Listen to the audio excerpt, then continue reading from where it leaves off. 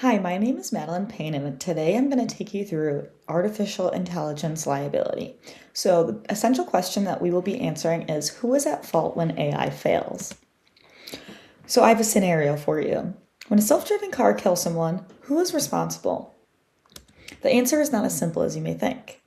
So, this happened in 2025, and Tesla owed $240 million after a fatal crash caused by the failure of their AI technology. But here's what really happened in that case. The driver admitted to being distracted by their phone. So the driver was using their phone and dropped their phone and went to go pick it up. And that is when the system had failed and did not see the people in front of the car and struck the individuals outside of the car. The driver admitted to trusting the AI too much because it thought that if it saw something that it would stop itself. This is clear that it was clear that the AI system that Tesla created had failed in that vehicle. So Tesla was legally responsible for the failure of the AI mechanism, while the driver still holds some fault. So, what is AI liability? AI liability is the legal responsibility for harm caused by an AI system. There are four main stakeholders in these AI environments. So, we have our developers, those who create the AI systems. Their responsibility is typically found at the legal level. We have companies, so these are our owners like OpenAI and Meta, as well as the business owners who use these AI companies, so hospitals, banks, etc. These groups are usually found responsible at a moral level, but can still have the potential to being found liable at a legal level. We have our regulators, so this is our federal, state, and local government, and then our users, so everyone just like you and I. And we can be found liable at a casual level. However, this can still stem upwards towards moral or legal, depending on the situation. So the problem is that AI fails in unpredictable ways. So these are what we call AI-related harms, and we will talk about AI-related harms in 2 slides. There is no clear legal guidance. So without this governance, we aren't able to put into action all of these plans that we have in place for determining AI liability. In addition to this, we don't have this governance because of how fast AI is growing. And the faster it grows, it's harder for us to keep up as a government.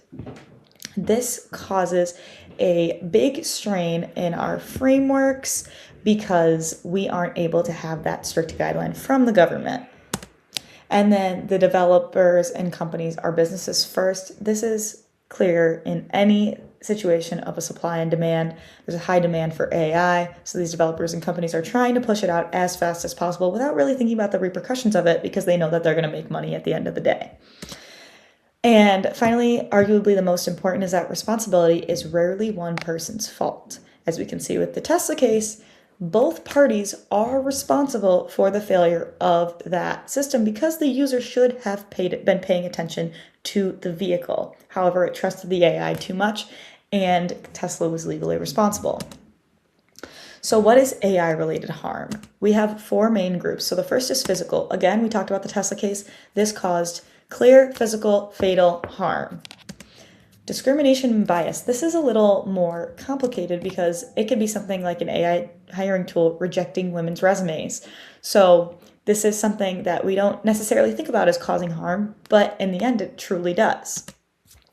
Privacy. This is a big area, especially as an educator, because this could leak student personal records, or in healthcare, this could release patient information and things that are covered by HIPAA to whomever to use or to the AI system to use for their coding.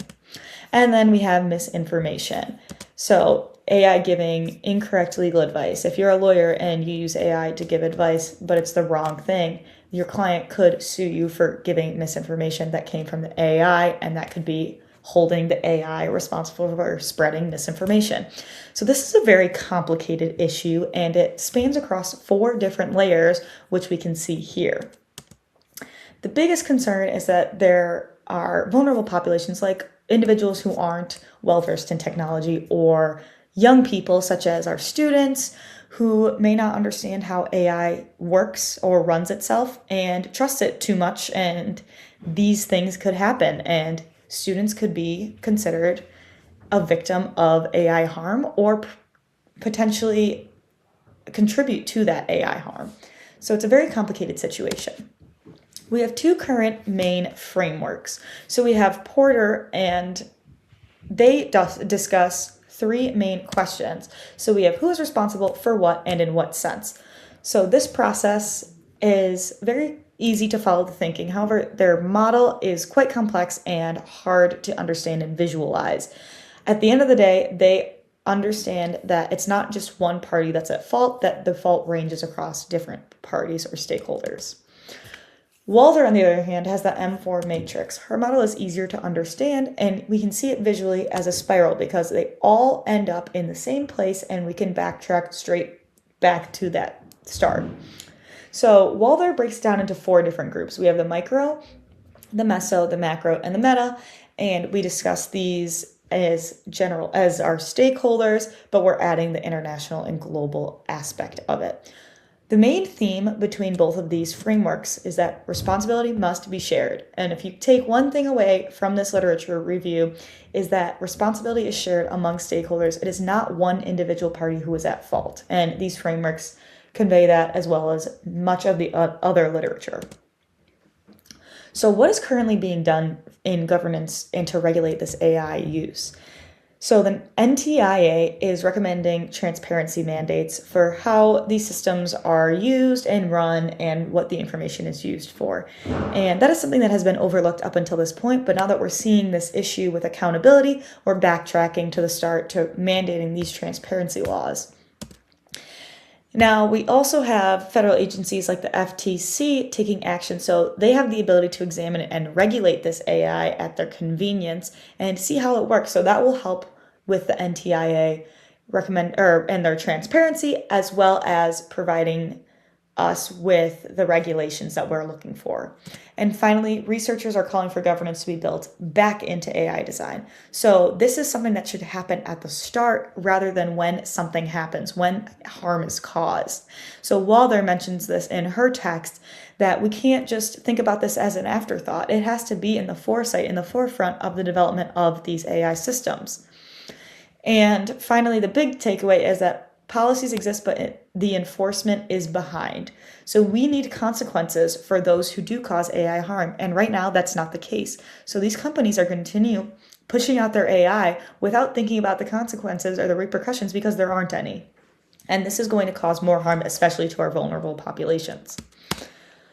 So where are the gaps in the research? Again, most framework is still theoretical because we don't have that governance to follow.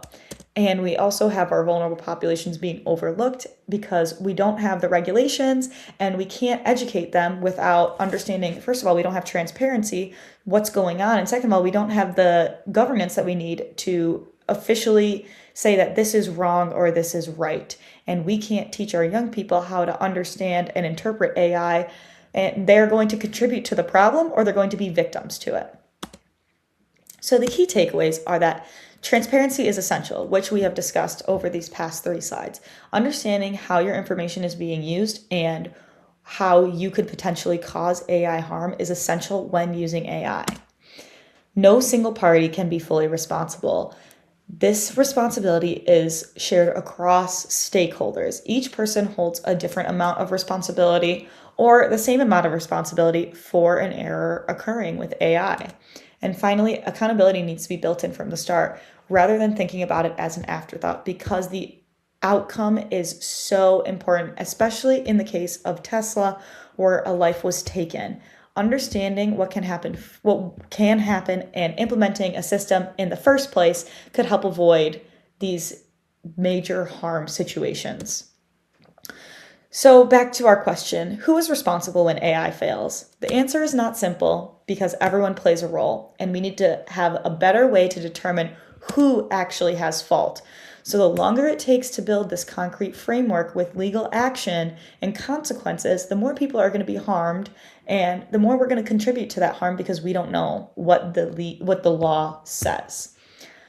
Thank you for engaging with my literature review, and I hope that you learned something about AI liability.